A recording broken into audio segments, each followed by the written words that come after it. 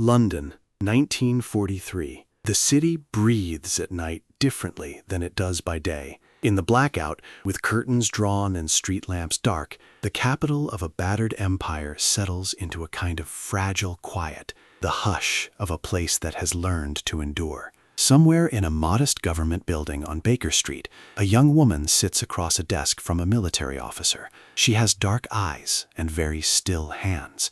The officer is reviewing her file. He has reservations. She is small, he notes, gentle in manner, too gentle, perhaps, for what lies ahead. He does not yet understand that in her stillness lives a quality far more durable than toughness. He does not yet know that she will become one of the most remarkable agents the war will ever produce. Her name is Noor Inayat Khan, and this is her story. To understand Noor, you have to begin not with the war, but with a garden, with music, with a family shaped by a philosophy of peace so old and so complete that it seemed to belong to a different world entirely. Noor was born in Moscow in 1914, the eldest child of Hazrat Inayat Khan, a Sufi musician and teacher from Baroda, India, and Ora Ray Baker, an American woman from New Mexico. Her father was descended, it was said, from Tipu Sultan, the great ruler of Mysore, a lineage that carried with it not just royal blood, but a tradition of courage in the face of impossible odds.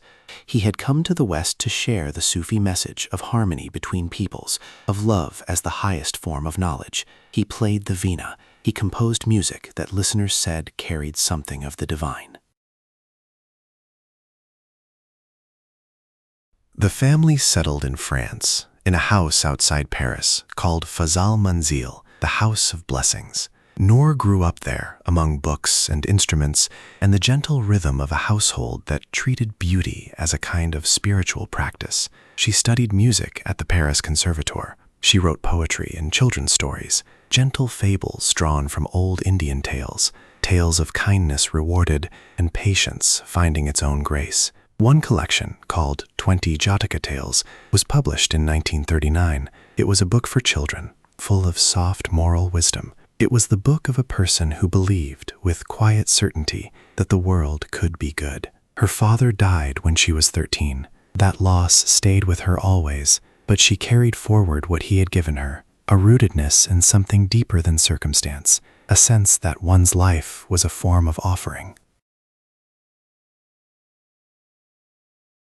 The war came, as it always does, without asking permission. When Germany invaded France in the spring of 1940, Noor and her family fled. They crossed to England on one of the last ships out, arriving in a country already shaped by the weight of conflict. Noor did not pause. She enrolled in the Women's Auxiliary Air Force, training as a wireless operator. She was gifted at it. Her fingers found the rhythms of Morse code naturally, perhaps because she had spent years learning to listen, to music, to people, to the quiet signals beneath the surface of things.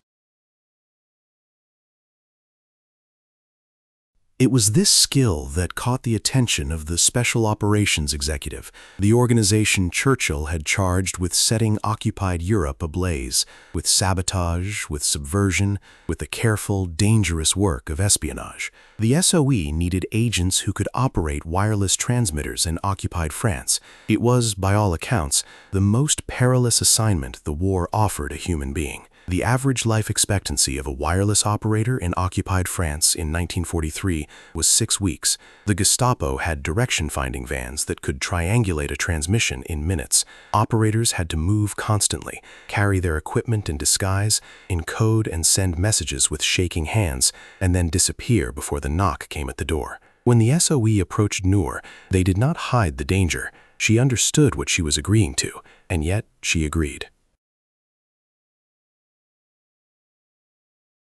Her instructors were not entirely sure about her. Their reports from training are a study in underestimation. One wrote that she was too emotional, too open, too trusting of strangers, too willing to believe in the goodness of those around her. Another noted that she seemed to lack the instinct for deception. These were not, her assessors felt, qualities suited to clandestine work in enemy-occupied territory. What they perhaps did not fully appreciate was that Noor's openness was not naivete. It was faith, a deeply held conviction that came from her upbringing, from her father's teachings, from the Sufi understanding of the world as a place worth caring for. She was not reckless, she was principled, and she had thought carefully about what she was doing and why. She had said more than once that she could not bear to live in a world where fascism won, that she had to act, that her pacifist heart had found in this one particular war a cause it could not stand apart from. In June 1943, Noor parachuted into occupied France under the cover name Madeleine. She was the first female wireless operator the SOE sent to France. Her circuit, a network of agents and resistance contacts, was called Prosper, and it was in Paris, the most watched city in Europe. Almost immediately, things began to go wrong. Within weeks of her arrival, the Prosper network was broken. Most of its members were arrested. The Gestapo moved through the circuit like a hand through a web, pulling agents from their hiding places one by one. Noor was given the chance to return to England. She refused. She was, at that point, the only trained wireless operator remaining in the Paris network. To leave would be to silence the circuit entirely. She stayed. For the next 4 months, Noor operated alone. She moved from safe house to safe house, sometimes cycling across Paris with her wireless set hidden in a suitcase on her bicycle rack. She changed her appearance, altered her routes, learned the geography of suspicion. She sent and received messages that kept the French resistance in contact with London. She kept the lines open in a city where every open line was being hunted. London marveled at her. Her controller there later said that without her transmissions, certain operations simply could not have gone forward. She was, in the language of intelligence work, irreplaceable, and she knew it. That knowledge was part of what kept her going, night after night, in a city that could turn against her at any moment. She lived during those months in a state of absolute attention. Every sound on a staircase was a calculation. Every stranger on a street corner was a question. She ate when she could, slept lightly, and sent her messages in brief, careful bursts, moving on before the vans could find her signal. There were moments, her letters suggest, of real loneliness, of missing her family, her music, the garden at Fazal Manzil. She wrote when she could write, with the tenderness of someone who understood that the things she loved were exactly what she was protecting. In October 1943, Noor was betrayed.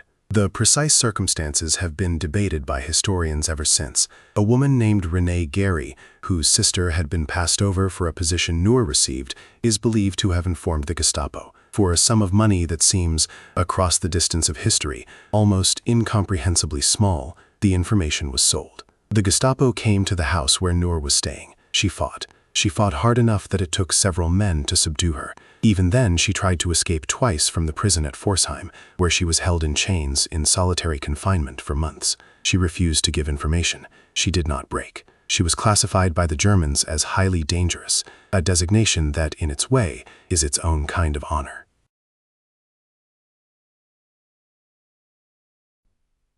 In September 1944, Noor was transferred to Dachau concentration camp. She was 30 years old. On the morning of September 13, 1944, she was executed. The last words she spoke, a witness later reported, was Liberté, freedom. The world did not learn Noor's story for many years. Intelligence work is secretive by nature, and much of what she had done remained classified long after the war ended. When the records were finally opened, when the accounts of witnesses were gathered and set down, the picture that emerged was of a person who had acted not from hardness, but from love, who had looked at the world and decided that some things were worth every cost.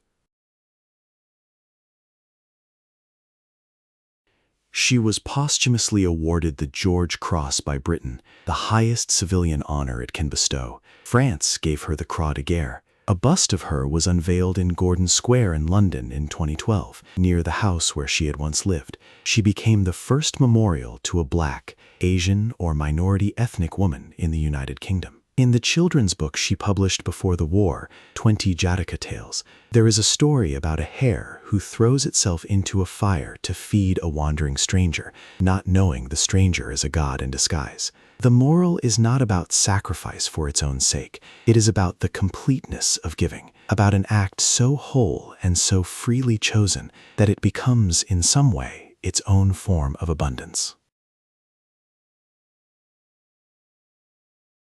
It is not difficult, reading her life, to feel the connection. There is something quietly extraordinary about the idea of a children's author parachuting into occupied France, a woman who wrote gentle fables about kindness and patience, finding herself in the most dangerous city in Europe, cycling past German checkpoints with a wireless set and a suitcase, and 4 months of borrowed time. But perhaps it is not so contradictory after all. Perhaps the same quality that made her write those stories, the belief that the world was worth tending to, that human beings deserved better than cruelty and oppression, was exactly what kept her going in those long autumn months in Paris. Perhaps softness and courage were never opposites. Perhaps they were always, in certain rare and luminous people, the very same thing. The city of Paris is still there. The house outside Paris where she grew up, Fazal Manzil, still stands. The streets she cycled through on those careful October mornings are still cobblestoned and quiet at certain hours of the day. And somewhere in the history of that city, in the invisible record of everything that has happened there, is a young woman with dark eyes and very still hands, listening for a signal, sending one back, keeping a line open through the dark. Her name was Noor. It means light, and for a while, in the darkest years the century had yet seen, she was exactly that,